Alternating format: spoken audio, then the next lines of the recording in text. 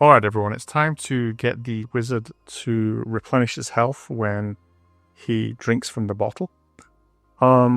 So the key to understanding what to do here is to first understand what it is that the wizard does when he's walking around and how he knows when he's encountered the ghost and takes damage.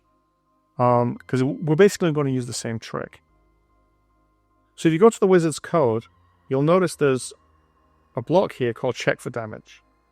And what this does is it runs a forever loop. And every 1 second, the wizard effectively looks around and says, am I touching the ghost? So every 1 second, literally, the wizard says, is my health greater than 0? Well, if it is, then am I touching the ghost? It runs the take damage loop. And the take damage loop says, am I touching the ghost? And is the ghost visible? And if so, then change my health by -1. Change the health potion sprite to make that so I can see that in the graphics. Cause me to say ouch, and then do the little ouch animation. And then go back to this loop.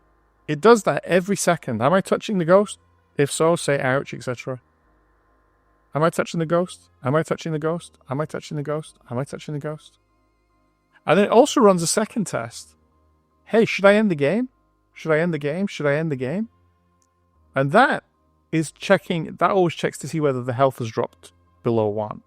In which case the end game will start.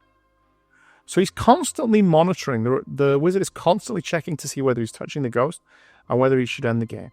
And what we're going to do is we're going to add to this cycle another test that says, hey, am I drinking the potion? Am I drinking the potion? Am I drinking the potion? So in order to do this, I want to do a little bit of revision first. I want you to right click on this block and I want you to edit it. And instead of being called check for damage, I want you to call it check for event or check for events. Because I'm going to generalize this now. It's not just going to be checking for damage and checking for whether the game should end. It's also going to be checking for whether or not the wizard is touching the bottle. Give ourselves some more space. So now I want you to make a block. And we will call the block drink potion. And then okay.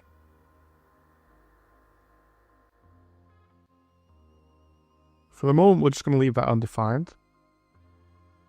So now what we're going to do is, now that we've got this extra block, drink potion, just going to bring it over here.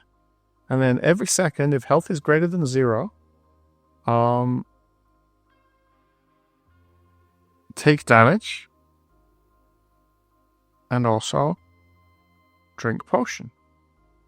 And so what this is going to do is it's just going to check, just the same way that it checked for taking damage, whether or not you're drinking, whether or not you're in the position to drink the potion. So all we have to do now is we have to define what it is to drink the potion. And then this will make sure that the wizard constantly checks whether he's doing it, and we should be good. So let's do that in the next video. Thank you for listening, and if you find this video useful, please hit like and subscribe.